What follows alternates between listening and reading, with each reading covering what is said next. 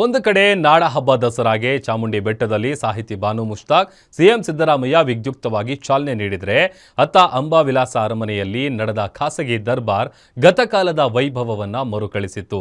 ಯದುವೀರ್ ಕೃಷ್ಣದತ್ತ ಚಾಮರಾಜ ಒಡೆಯರ್ 10ನೇ ಬಾರಿಗೆ ಸಿಂಹಾಸನಾರೋಹಣ ಮಾಡಿ ದರ್ಬಾರ್ ನಡೆಸಿದರು. ಮೈಸೂರಲ್ಲಿ ಮರುಕಳಿಸಿದ ರಾಜರ ವೈಭವ. ರತ್ನ ಖಚಿತ ಸಿಂಹಾಸನವೇರಿ ಯದುವೀರ್ ದರ್ಬಾರ್. ಅರಮನೆಯಲ್ಲಿ ದಸರಾ ಜೋರು, ಯದುವೀರ್ ದರ್ಬಾರು.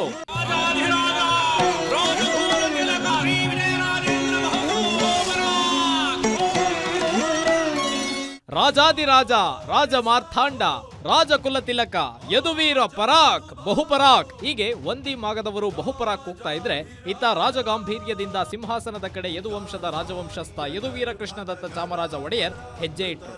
ಇದು ಮೈಸೂರಿನಲ್ಲಿ ನಡೆದ ಖಾಸಗಿ ದರ್ಬಾರ್ನ ಒಂದು ಝಲಕ್. ಹೌದು, ಇವತ್ತಿನಿಂದ ಮೈಸೂರು ಅರಮನೆಯಲ್ಲಿ ದಸರಾ ಸಂಭ್ರಮ ಆರಂಭವಾಗಿದೆ. ಹಿಂದೆ ರಾಜ ಮಹಾರಾಜರು ನಡೆಸುತ್ತಿದ್ದ ದರ್ಬಾರು ಮಾದರಿಯಲ್ಲೇ ಇಂದಿಗೂ ದಸರೆಯ ಸಂದರ್ಭದಲ್ಲಿ ಸಂಪ್ರದಾಯಬದ್ಧವಾಗಿ ಅರಮನೆಯಲ್ಲಿ ರಾಜವಂಶಸ್ಥರು ಖಾಸಗಿ ದರ್ಬಾರ್ ನಡೆಸಿಕೊಂಡು ಯದುವೀರ್ ಒಡೆಯರ್ 10ನೇ ಬಾರಿ ಖಾಸಗಿ ದರ್ಬಾರ್ ನಡೆಸಿದ್ರು. ಗುಲಾಬಿ ಬಣ್ಣದ ರಾಜ ಪೋಷಾಕು, ನೇರಳೆ ಬಣ್ಣದ ಪೇಟ ಧರಿಸಿದ ಯದುವೀರ್ ದರ್ಬಾರ್ ಹಾಲ್ ಪ್ರವೇಶಿಸುತ್ತಿದ್ದಂತೆ ದರ್ಬಾರಿಗಳು ಬಹುಪರಾಕ್ ಕೂಗಿದ್ರು. ಸಿಂಹಾಸನದ ಬಳಿ ತೆರಳಿದ ಯದುವೀರ್ 3 ಬಾರಿ ಪ್ರದಕ್ಷಿಣೆ ಹಾಕಿದ್ರು. ನಂತರ ಪೂಜೆ ಸಲ್ಲಿಸಿ ಮಂಗಳಾರತಿ ಮಾಡಿದ್ರು. ಸಿಂಹಾಸನದ ಪಕ್ಕದಲ್ಲೇ ಕುಳಿತು ನವಗ್ರಹ ಪೂಜೆ ಸೇರಿದಂತೆ ವಿವಿಧ ಪೂಜೆಗಳನ್ನ ನೆರವೇರಿಸಿದ್ರು. ಇದಾದ ನಂತರ ಸಿಂಹಾಸನಾರೂಢರಾದ್ರು. ಇದೇ ವೇಳೆ ಪತ್ನಿ ತ್ರಿಷಿಕಾ ಕುಮಾರಿ ಯದುವೀರ್ ಪಾದಗಳಿಗೆ ಪುಷ್ಪಾರ್ಚನೆ ಮಾಡಿದ್ರು. ಪತ್ನಿ ಬಳಿಕ ದಿವಾನರು ಸಿಂಹಾಸನದ ಮುಂದೆ ನಿಂತು ನಡುಬಾಗಿ ವಂದಿಸಿದ್ರು. ಇದಾದ ನಂತರ ಅರಮನೆಯ ದೇವಸ್ಥಾನಗಳು ಚಾಮುಂಡಿ ಬೆಟ್ಟ, ನಂಜನಗೂಡು ನಂಜುಂಡೇಶ್ವರ, ಮಲೆ ಮಹದೇಶ್ವರ ಬೆಟ್ಟ ಸೇರಿದಂತೆ ಹಲವು ದೇವಸ್ಥಾನಗಳಿಂದ ತಂದಿದ್ದ ಪ್ರಸಾದವನ್ನ ಯದುವೀರ್ ಅವರಿಗೆ ನೀಡಲಾಯಿತು.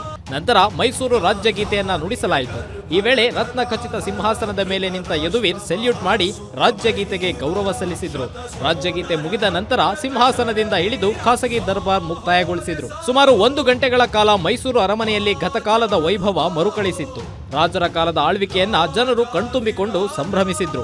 ಇಂದಿನಿಂದ ಅರಮನೆಯಲ್ಲಿ ದಸರಾ ದರ್ಬಾರ್ ನಡೆಯಲಿದ್ದು, ಒಟ್ಟಾರೆ ಮೈಸೂರು ಅರಮನೆಯಲ್ಲಿ ಹಬ್ಬದ ಸಡಗರ ಸಂಭ್ರಮ ಮನೆ ಮಾಡಿದೆ. ಕ್ಯಾಮರಾ ಪರ್ಸನ್ ಅಜಯ್ ಜೊತೆ ರಾಮ್ ಬಡಿಗೇರ್, ಮೈಸೂರು.